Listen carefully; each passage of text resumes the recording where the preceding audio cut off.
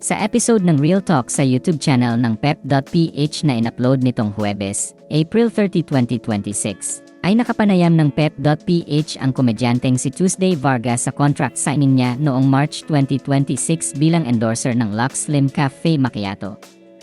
Doon ay ipinaliwanag niya kung bakit dumating sa puntong humiling na siya ng trabaho mula sa mga kasamahan niya sa industriya ng showbiz. Mababasa kasi sa post ng komedyante sa Facebook noong February 2026 na umapela siya ng trabaho mula sa mga kakilala at mga kasamahan niya sa showbiz para magkaroon siya ng sustainable income na hindi na kailangang magalaw ang ipon niya. A few months before, Yes. nabash ka. Correct, oo. Paano mo tinanggap yun? Paano ka bumangon o dinedma mo lang yun? Tao lang tayo, syempre nakakagulat na ganun yung response ng mga tao. Though I was pleasantly surprised na lamang talaga mas marami yung inspire.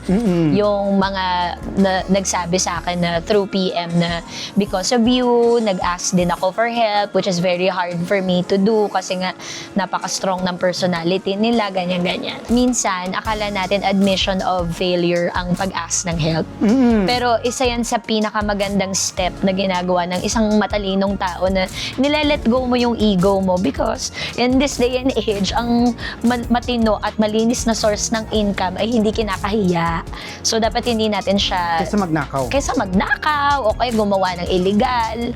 'Di ba? At saka, hindi naman ako like sobrang naghirap, naglumugbok. Hindi ko na indentay umabot dun. Kumbaga, ang kailangan ko is consistent work. Pinangunahan mo. Ibinahagi ng komedyante na laki siya sa hirap kaya hindi na raw bago sa kanya ang magbanat ng buto. Ayon pa sa kanya, hindi raw niya ikinakahiya ang pagla-live selling dahil nakikita rin daw niya ang pagbebenta ng produkto sa mga kinalakihan niya.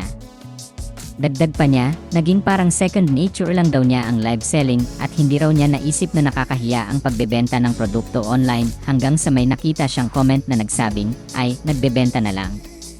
Dati sikat tapos ngayon live seller na lang. Saan galing Tuesday yung pagpapakumbaba mo? Kasi minsan, may mga yumayabang na parang, ayoko magtinda, ayoko magganyan. Saan galing itong sa'yo? Hindi ako galing sa pamilya ng mayayaman, kapatid. Ano ako, salt of the earth ang mga magulang ko. Laki akong Tondo, Santa Cruz, Maynila. So, hindi yan bago sa akin yung magbanat ng buto kasi nakikita ko talaga to sa mga kinalakihan ko yung pagbebenta. So, nung nauso yung live selling, naging parang second nature ko lang siya. Hindi ko nga siya naisip na nakakahiya up until may nag-comment, ay, nagbebenta na lang, dati sikat, tapos ngayon live seller na lang. Nakakaano yun ng damdamin kasi marami po kayong mga dapat na ikinakatuwa sa mga taong marunong kumain ng ego at pride para mag-uwi ng income para sa pamilya at marangal naman ito. So iniisip ko bakit kaya ganun yung reaksyon ng mga tao. Sa akin wala lang naman ito. Hindi siya pagpapakumbaba dahil gusto ko ng sympathy or ng awa sa mga tao. Actually, wala akong ganong kaisipan. Ang gusto ko lang talaga ay kumita ng malinis. Nang wala akong inaaway, wala akong nilalamangan. Yun lang. Nang tanungin naman si Tuesday kung sa tingin ba niya ay humina na ang mga trabaho sa industriya ng showbiz, sinabi ng komedyante na sa tingin niya ay hindi naman daw, pero kulang lang umano sa oportunidad para sa lahat. Kasunod nito ay inamin ni Tuesday sa naturang panayam na hindi raw siya sanay na walang ginagawa at nakatingga lamang sa bahay nila. Anya, di ako sanay na hindi ako nagtatrabaho. Alam mo yan. Sobrang lagarista. Trabaho tayo ng trabaho. Hindi ako sanay na parang, uy, anong nangyari? Except nung pandemic na talagang understood naman na hindi tayo nakatrabaho talaga.